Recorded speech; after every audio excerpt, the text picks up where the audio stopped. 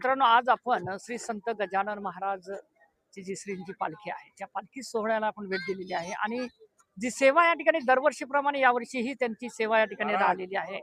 असे या ठिकाणी आदरणीय ऋषीभाऊ जाधव आपल्या सोबत आहेत. सर, या ठिकाणी काय सांगणार आजची जी सेवेबद्दल? आज आपण खामगाव ते शेगाव हा जो पालखी मार्ग आहे हा बुलढाण्यावासींसाठी खूप आनंदाचा आणि खूप मौल्यवान एक सणासारखे आम्ही सगळे साजरे करतो, आपण सगळे साजरे करतो.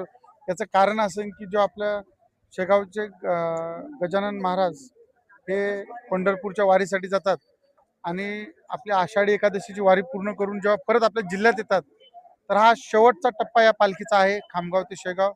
आणि जी लोक संपूर्ण 2 महिने या वारीत जाऊ शकत नाहीत, ते हा एक टप्पा पूर्ण करून गजानन महाराजांचं पुन्हा आपल्या शेगाव नगरीत स्वागत करून तो आनंद व्यक्त करतात. हा असा आगळावेगळा सोहळा दरवर्षी पार पडतो. आत्ताच नाही तर 2009 पासून आम्ही सतत ही सेवा इथे सुरू ठेवलेली आहे.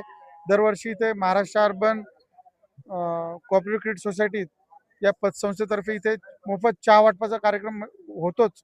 पण त्याच्यासोबत गेल्या 5 वर्षापासून आपण इथं आरोग्य तपासणीचं शिबिर सुद्धा घेत आहोत, जेणेकरून जे भाविक भक्त मोठ्या संख्येने खामगावपासून शेगावपर्यंत चालत जातात. कोणाला दमाचा त्रास असतो, कोणाला बीपीचा त्रास होऊ शकतो किंवा एखादा अशक्तपणा येऊ शकतो, तर त्याच्यातला हा बरोबर सेंटरला हा टप्पा येतो.